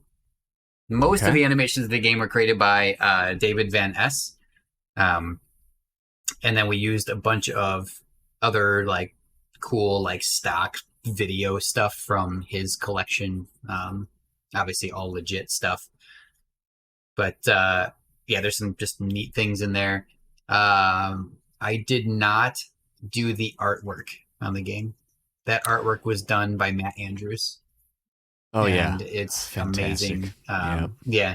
So I gave him I was like, hey man, I'm a so just by the way, like I'm a terrible art director just in general, and I'm not getting any better at it. I don't know why, but like artwork for me is very hard to like put into words and put into examples. Mm-hmm. So I was talking with Matt about this stuff, and I've worked with Matt now for years on different stuff. But when we were doing TNA, I was like, hey, I want like this loud 80s synth wavy looking crazy thing with these fonts and this, that. And I'm like, I don't know what that looks like. I'm like, but we need to do like the back glass needs to be very detailed. The cabinet needs to be simple. The playfield needs to be a kind of in between, you know, because I didn't like overly complicated playfields. Yeah, good call. And like the side of the cabinet needs to, and I sent him a picture of the old Bally Midway cabinets with the big pinball on the side. Oh yeah. Do you remember those? Like Yep, Strange yep. Science and the 6803 games. So I sent him a picture of one of those, and I said, I want a big old pinball on the side as like an homage to these old Bally games. And then, you know, and that's what he did. Like actually, it's buried back there, but it's it's a big old pinball on the side, obviously. The back glass was, I wanted him to make a nice detailed back glass with a female character on it, because I wanted to give Matt a little bit of redemption from the Magic Girl stuff that he was working on before that, because he was helping John Papaduke with that Magic Girl artwork.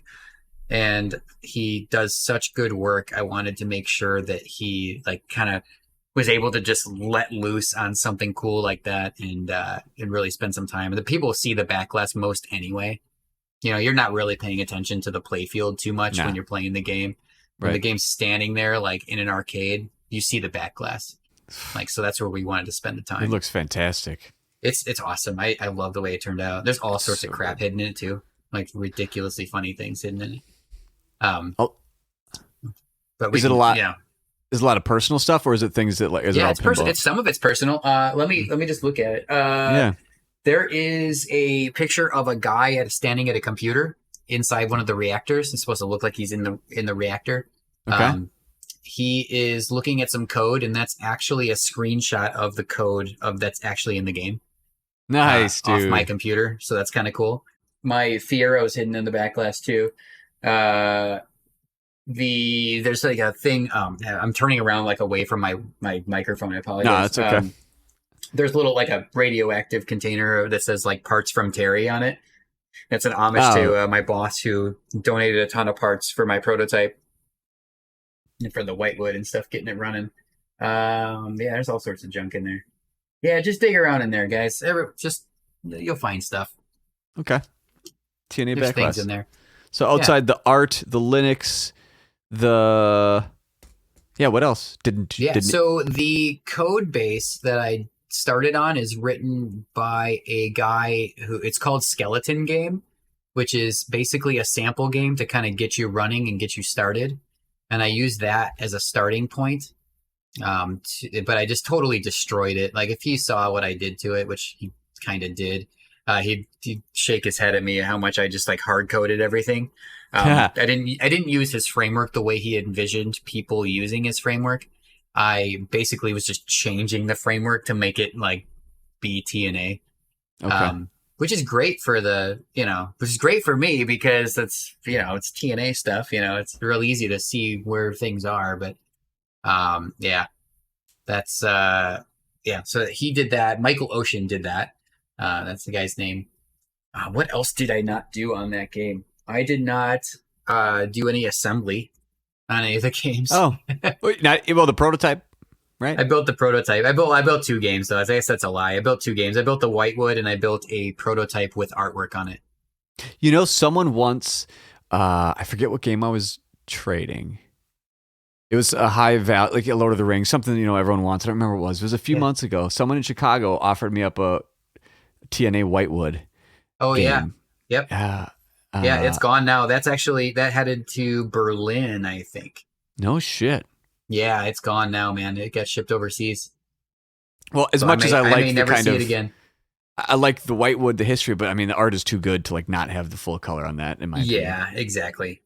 That what's cool though is that Whitewood game has a 600-watt car stereo system installed in it. Jesus. Yeah, so there was a reason that game got a lot of attention at shows is because it was just absolutely louder than everything else. And that's already a loud ass game. Yeah, it's loud for sure. That was the reason, like one of the reasons it got a lot of attention. It's loud, like color-wise and sound. It's loud, color-wise and sound and everything. Yeah, it's just a loud game, man. But that's about it. Everything else on it I did. All the engineering, all the wire layouts and stuff, all that stuff was done by me. So.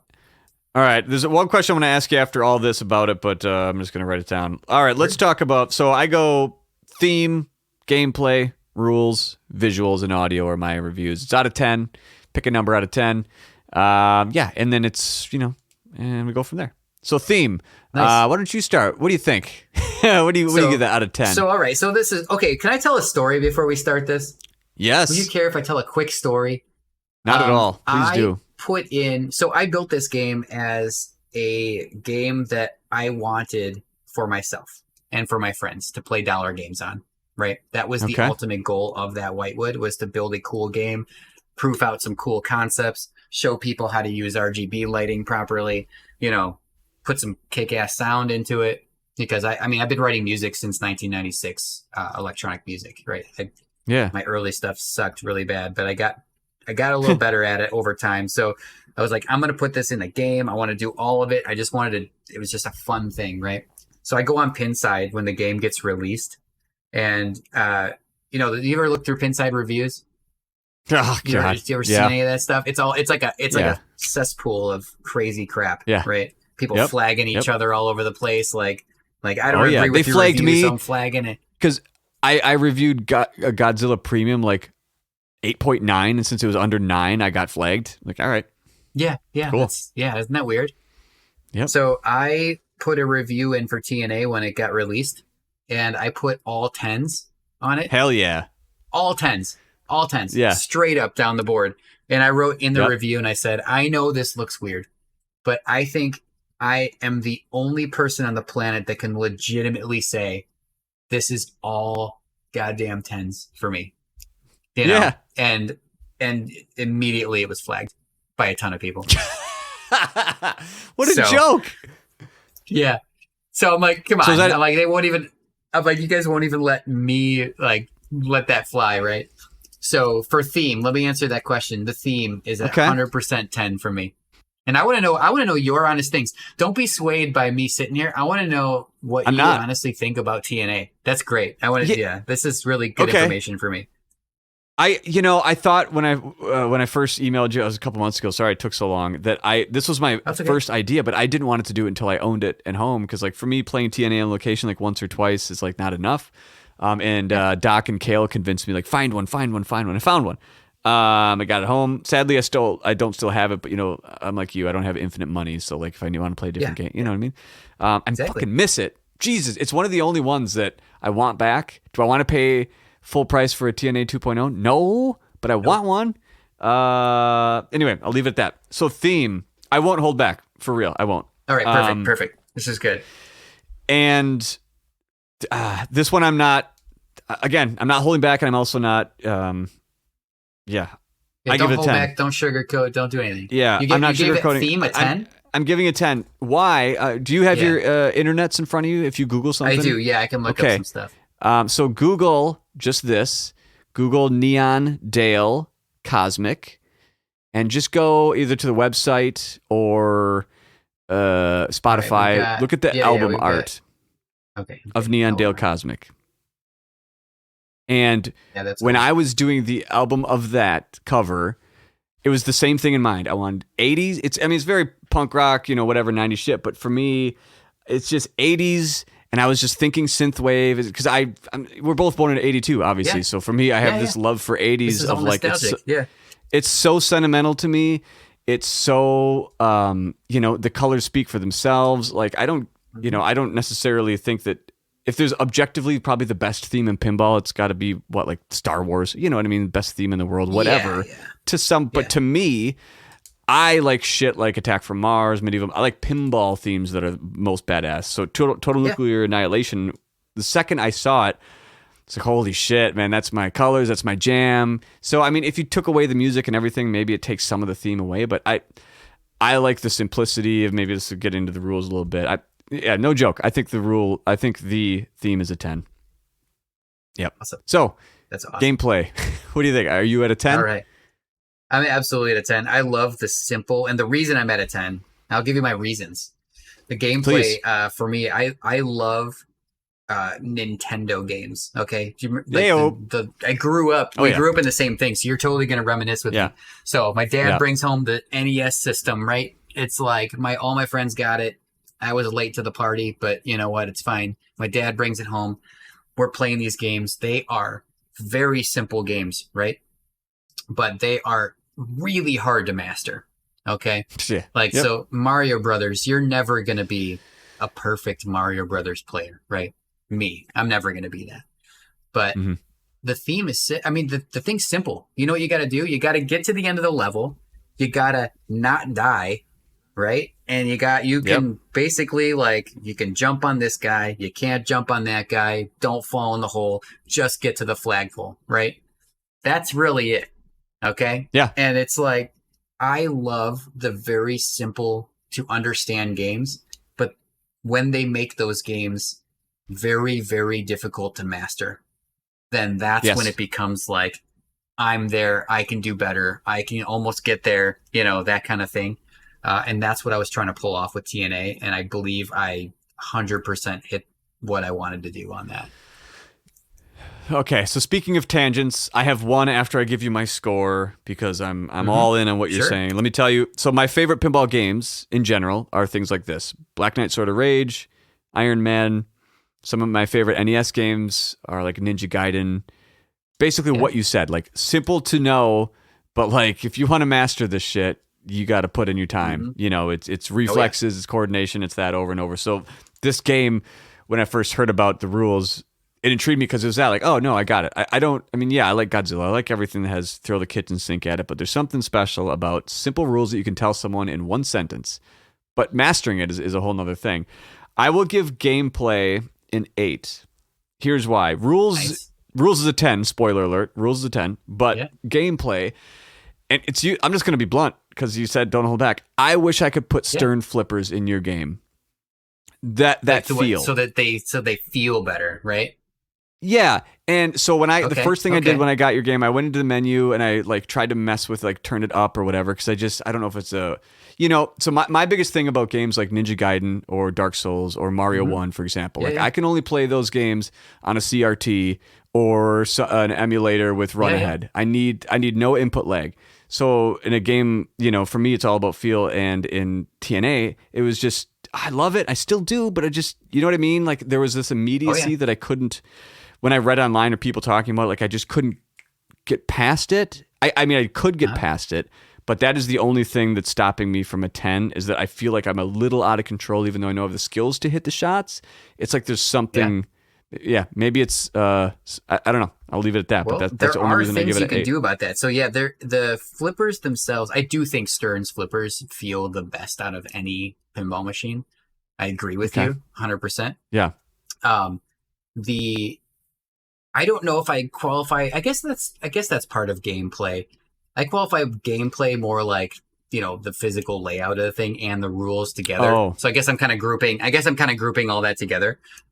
Sure. The physical flippers though, I'm running some weird flipper code to try to get them to feel as good as possible because I screwed up and didn't put end of stroke switches on the flippers, thinking that it would be like, it was working fine in the prototyping phase and at shows and all this stuff. Everything was working great. So with production, I'm like, just build it how I did before, right?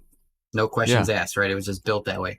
And then when it started getting into other people's hands, like hundreds of them out there, it's like, oh shit, I should have put end of stroke switches on there because then I could have hit them a lot snappier and not overheated. Is that what it is? Okay. Yeah, they're overheating. If I make them any more snappy, and that they will overheat because it doesn't know exactly when it's at its end of stroke.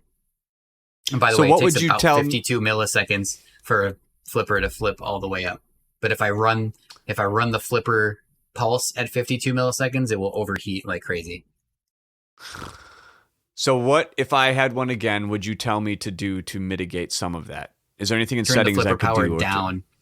Flipper power. I went down. up. People no shit, don't go down. understand that. You go Including up, me. they're gonna get mushy. Yeah. I really need to be more vocal about that. Yeah, you turn the flipper power down, and what's interesting is you're going to it'll slightly slow the ball down, but it's not gonna fade on you or anything. Yeah, it's pretty interesting. Yeah, and also remember too, there's no end of stroke switches, so if you hold the flipper up, I have to do something to keep that flipper up and not overheat. Interesting. So there's a hold winding. There's all sorts of like crazy physics and math that goes into like trying to get a flipper to run properly at 48 volts. But these flipper coils that we're using, these Williams flipper coils, were not meant to run at 48 volts. They were meant to run at 70. So it's very hard to get those like just right. So could you theoretically, like you, who knows this stuff inside and out, clearly because you built it inside out, could you mod it so it felt like Stern or put Stern flippers in there, or is it a lot of that in code? Nah, not really. No, probably not. No, it's probably going to always feel a little different. It's a different flipper mechanism. So it'll probably always feel a bit different.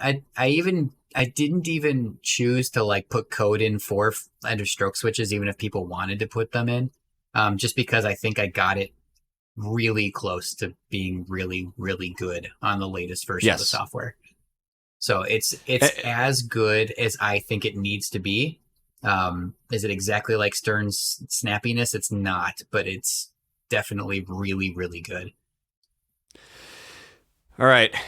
Rules, but that's the only thing holding me back on gameplay. It's just that little bit feel. And I think Otherwise, I went on my rule tangent already. So no, I grouped it with rules, gameplay by accident.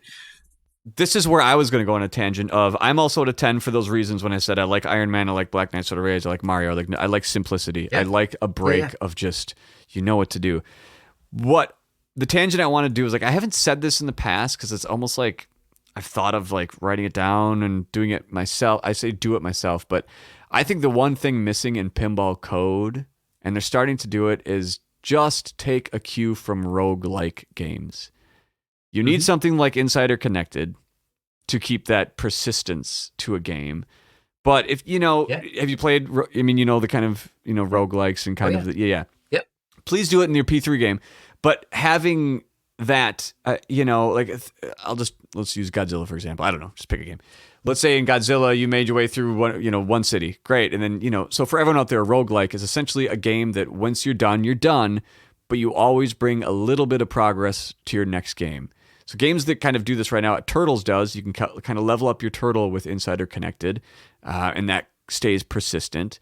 But games, I don't know why they're not doing this more. It just seems like low-hanging fruit. If you want a game in the home to like have persistent overtime, let someone build up slowly and overtime, get these perks, and then tie it to their whatever online account or just local account they have.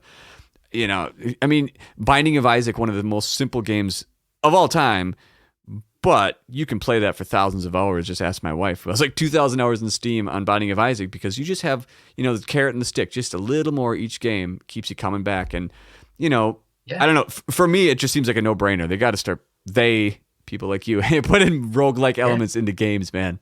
Shit. Well, how about this? Let me challenge you for a second on that. How about what if the little bit that the game was giving you was an improvement in your skill level that you could bring back the next time? Listen to this for a second, because TNA is a very difficult game when you first play it, and I have gotten better at it over time, and I can still see myself the more and more I play it. I am getting further and further and getting higher scores because of that. And I'm just being funny, really, but like you could say the roguelike thing are the skills that you're learning physically from playing the game. Like I've seen people who didn't know how to drop catch learn to actual drop catch out of that left scoop, because that drop catching out of there is super and like ripping the spinner right off a drop catch on that game is really valuable. So it's just like little dumb things like that. That's a very good point, and it's true. It is a persistent thing that you're getting better at. I think, and I know you're not denying this. I think there's more you can do. It's a cop-out, though.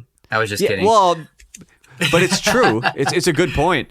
But I just think there's a lot of opportunity there to keep.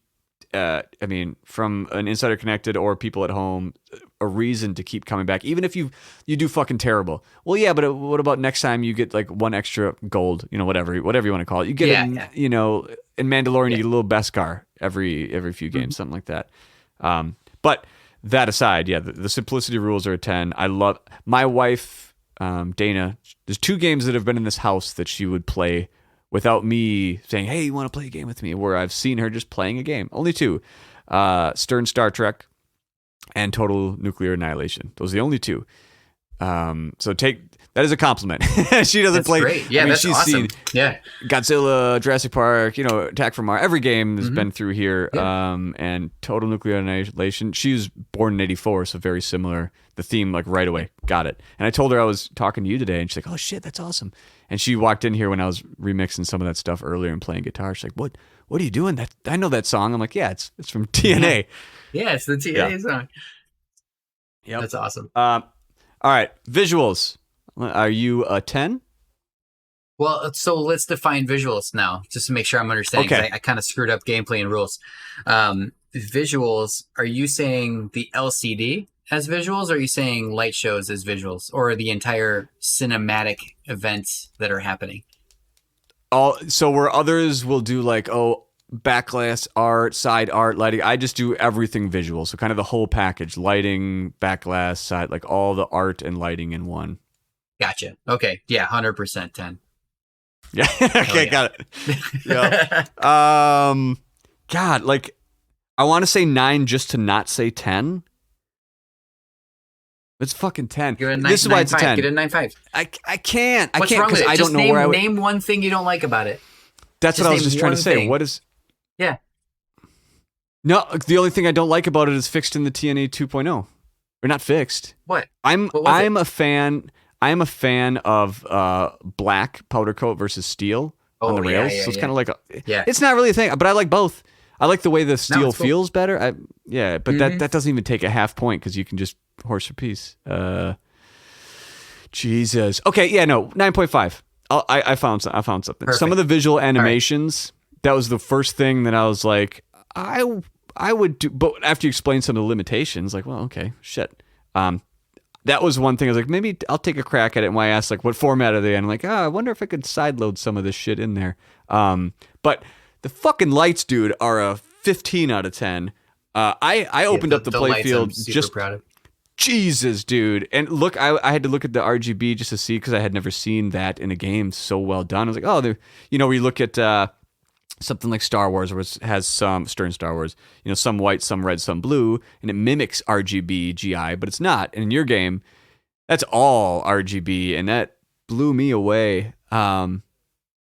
Shit, visuals and the art. Yeah, did you see? I said it So earlier. speaking of these RGB things, man, have you seen a TNA with these fluorescent green protectors on it? Mine had it. Yep. It did have it. Okay, cool. So when it It did. goes like multi-ball and it fires off the Mhm. blue freaking GI, dude. Oh man. So was that like always by planned? accident that I found that? No. Oh, that was by Total accident. accident. Yeah. Somebody was oh man, I don't remember who. Someone wanted like pink protectors or something. I was just gonna make some pink protectors for it. And we're just like cutting them out of some other things. People were like, hey, put some green on there. I'm like, okay, cool, because there are accent colors of green in the game, not on the playfield, Mhm. barely. Yep. But so I put those on there and quickly realized that the really high frequency wavelength of the blue light coming out of the GI bulbs, because it's very bright and very high intensity, like very, very short wavelength. It acted almost like a black light underneath that fluorescent material, and it made the edges of that fluorescent material glow so crazy, like Yes. like one of those laser tag arenas. I'm like, Right. dude, screw it. We're putting like, I don't care if it makes the color look a little weird on the plastics. We're putting freaking green on this thing and making it awesome. That's exactly it's so when I saw fun. it. I couldn't tell that. I know the outlines is the first thing I noticed. Like, wow, the edges really pop. And I was like, I wonder if this green was what? Because I've seen pink and I've seen green, and since it didn't come Yeah, pink default, looks like crap compared to it. yeah, I was always curious your thoughts on that. Yeah. I mean, I love the color pink. Don't get me wrong, but like, dude, the green really reacts with that blue LED. Like when I'm firing off that blue channel, it's crazy. Yeah, dude. So yeah, like for the remake version, the CE version, I was like, dude, just throw the green protectors on it from the factory, Yep. So All right. that was cool. That was a surprising artifact. So This one is easy. Audio for me. audio, yeah. It's a 10. How about you? All right. It's 10 for me. Yeah, I'm gonna go with a 10 too. But you know what? I wouldn't remaster it any other way. I'll tell you that. Yeah, It's gritty and we can talk about compressors all day because I love it, but it's gonna confuse Don't and make remaster people it. not listen to your podcast. Yeah, it's gonna make people shut off your podcast if we do that. So we'll just do that some other time. yeah. Okay. But Dude, yeah, it's So, and then I have a overall like, so I guess we added up. You're at a 10 out of 10. So yours is an A plus. So you 10 to what am I at? 30, 48, 5. All right. I'm also at an A. It's an A game. Shit. I don't care who you are. The audio easily is, I think everyone probably thinks it's a 10. If someone doesn't like this, they just, audio wise, they're either just a stupid person. No offense, but you're a stupid person. Or you don't have ears. That's the only thing I can no think of. No offense, you're a stupid person. I like it. Yeah. So something interesting about the audio actually. This was my first attempt at making electronic music, because I always wrote techno music or break beats before this, and that's a very specific style that's used a lot in raves. Okay. And it's very repetitive. It's not really widely accepted to people outside of people that are really into it. But this was a challenge for me to create electronic music that was not too annoying, not too repetitive, still melodic. You could sit and listen to it, but still gets your adrenaline going and gets you pumped up. And this was the first time I did that. So there's actually there's one song that I wrote actually before all of this, and it's called Bleeding Neon. I have that. I mean, you can just look at it. It's on my streaming crap, right? Okay. But that was my attempt at writing something like that wasn't like pure synth wave. It wasn't pure techno. It wasn't dubstep. It wasn't, you know what I mean? It wasn't something offensive. It was this combination of these retro styled things to make it, and it was acceptable to people who don't listen to electronic music. So yeah, it's really neat, and it was a really good challenge, and I stumbled upon this genre that I really, really enjoy now. And it's I so can't stop good, writing dude. this kind of music. You shouldn't. It's a tough thing when you know, like as a drummer, first and foremost, I always, like, if I'm practicing or listening, I'm listening to Tool stuff that has very, a talented drummer, something that a lot of people will hear and just like, it's just all over the place or whatever. Or it's music that's just, shit, and it's like 7/8 or 16/4 or really polyrhythmic shit. Yeah. And that's what I get off on as a drummer. But when I'm writing music, it's more the struggle of like, I also want to be able to listen to this and not just have like, listen to how impressive it is, because it's like you're just impressing the drummers out there or the songwriters, whatever. So I get that, like, challenging. It's challenging as a musician to write good songs sometimes that are, people think that's weird to say, but it's oh, absolutely, it's different. Yeah. So you'll notice that, like, as a drummer, you'll probably pick up on this stuff, though, that the drum tracks are very boring, actually, in most of electronic music like this, except for bands like Venetian Snares, Aphex Twin, Square Pusher, or is that Square really Pusher? Yeah, it's all crazy stuff. But Venetian Snares has like some of the weirdest time signatures. But those bands are not widely accepted by people who don't listen to electronic music. If you were to throw that in front of somebody who doesn't listen to electronic music, they'd be like, that is noise and shitty, and I can't tap my foot to it, and it's like messed up. Yeah, it's crazy. So as a drummer, I have a story for you if you would like, about how I annoy one of my drummer friends. This is probably going to annoy you too, but it's pretty funny. Okay. So I've been DJing since, we'll just say 2000. So 22 years I've been doing DJ stuff, right? With vinyl and everything. I have the ability in my head to listen to two separate 4/4 beats at the same time. Okay. And I can tell if one is slightly ahead of the other or behind the other. Okay. Okay. Which is a very weird skill that all DJs learn, over time. So, I have this really good friend of mine that's a drummer, and we're hanging out, and to absolutely drive him insane, what I will do is we'll be listening. There'll be like a song on in the background, and I'll tap really loud on like the table or something like that. Like I'll tap on the downbeats, and then what I'll do is I'll slowly turn the BPM down on what I'm doing, so it starts getting offbeat, but it's getting offbeat by an exact like slowed. Like I'm probably a half a BPM slower, and it gets worse and worse. Like over, I don't like that. you know. And I don't like that at all. Exactly. It's so hilarious, and I love telling that story. I love messing with him. It's so fun. It's gross. It is gross. The TNA theme, or when you start the game, what is that song called again? The main one. Yeah, the main theme song. It's just called Total Nuclear Annihilation. Yeah. Okay, that's what I thought. The main track.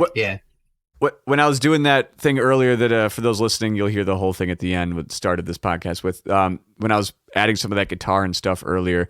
That part where the triplets come in, like 2/3 of the way through. I was trying to do it was kind of a 7/8 over that, and it was trying to revolve. So I was kind of doing, because you have to do the same thing. You slowly, and speed it up to. I was doing that way too much. Like, I'm just going to do triplets. Fuck it. I gave up on that, but it's the same thing. I tried to revolve it back into it. Yeah. I was doing it during work anyways. It's very cool. Yeah. The last question I wanted to ask about your game. Since you have TNA and you enjoy playing it, I guess 2 questions. 1, do you do anything specific to that? I mean, you mentioned maybe turn down the flippers for people who want it. Do you do anything specific to yours? And 2, how often do you destroy all the reactors?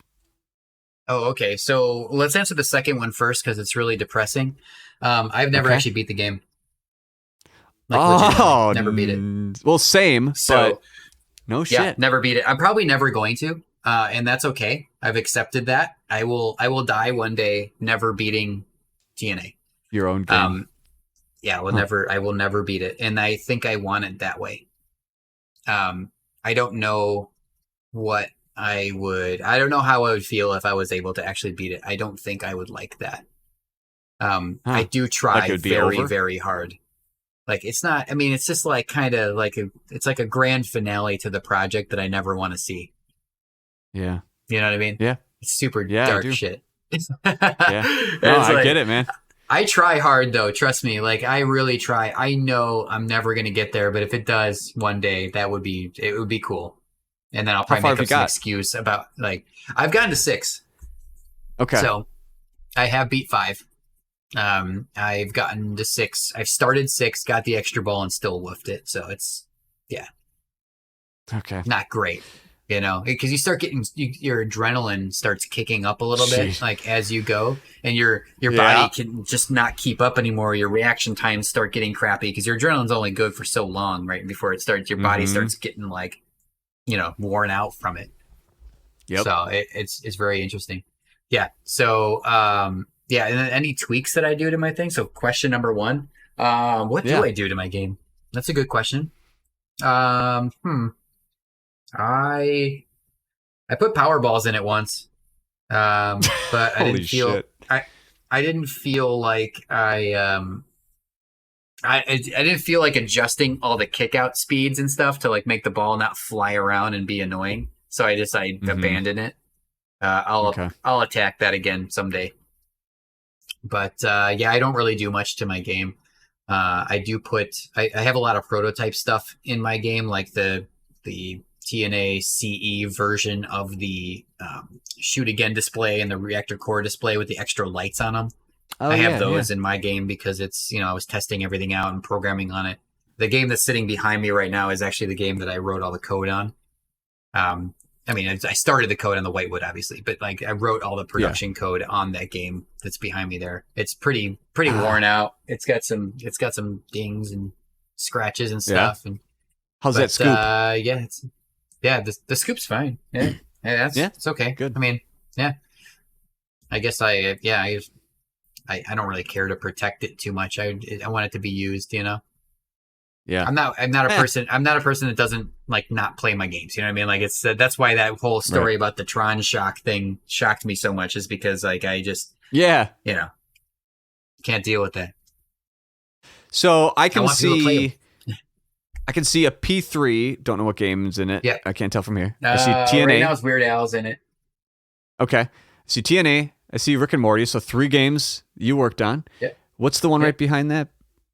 Dr. Dude is behind that one. Okay. And then Tron with That Power one's- Balls. That one's great. Yep, we got Powerball Tron back there, and then we got Bride of Pinbot 2.0 behind that. Oh. Yeah, which I also Yeah, worked on that project too. And then we got the Revenge from Mars back there as well. And the Bride of Pinbot 2.0 does have Powerballs in it. Just FYI. Jesus. That's important. to Powerball know. guy. That game is so You know, cool looking. it's neat. It's very neat. Yeah, I think Dutch Pinball did an amazing job with all that. All right, man. I'm gonna end it there because it's been. I want some of these people wanting more. Thanks for joining me. Thanks for reviewing your own game with me. You gave it Absolutely. good Sorry I couldn't give it. Sorry I couldn't be a little more harsh on it. marks. No, dude. I would not expect you to. I'm looking forward to whatever you do with Multimorphic and the P3. Hopefully, we'll have you on again when said game gets announced and released. I want to hear more about it. I wish you the best of luck in that game. Any last words for your fans out there? Sure thing. Well, again, I appreciate everybody. You know, I can't thank you guys enough for, you know, just straight up having the confidence in even buying TNA like the first time. Like I honestly thought it would sell like a maximum of 50 units based on the people that said I'll buy one at a show, right? It turned out to sell 550 of them, and then they're still ripping through. I think they sold maybe 200 of the last of them. There's maybe 50 of them left, but this is going to be it. Like, there's no more TNAs going to be made after this. But that's it. Like, it's done. That's it. And then I just appreciate everybody. Yeah, thank you, everybody. Awesome. Because if without that confidence, like I wouldn't have had the drive that I have today to keep doing more stuff. I probably would have just gone back and done little homebrew things and just kind of hung out. And, Well, I would speak for most of the people out there and myself. Don't stop. Keep making games. I'm gonna try. Thanks for joining me. We'll talk to you later. Thanks. Yep. Thank you. Man, Scott, thank you so much for staying up past our bedtimes together to talk. Hopefully we didn't lose too many people on music, but hey, you can't win them all. Thanks again for lending your fantastic Total Nuclear Annihilation theme song to me to do a little of my own spin on it. Anyone out there who has not played a Scott Danesi game, go play one. Go play Weird Al. Go play Total Nuclear Annihilation. Go play Rick and Morty. Or go play, coming up, Multimorphic's Scott Danesi creative directed game, unknown title, pretty soon. Well, that's everything from the Pinball Party this week. I think 2 is enough for 1 week. Send in anything you'd like to the pinballpartypodcast@gmail.com. Stick around to listen to the full mashup of Total Nuclear Annihilation theme song and Neon Dale. Till next time, everyone. We'll see you later.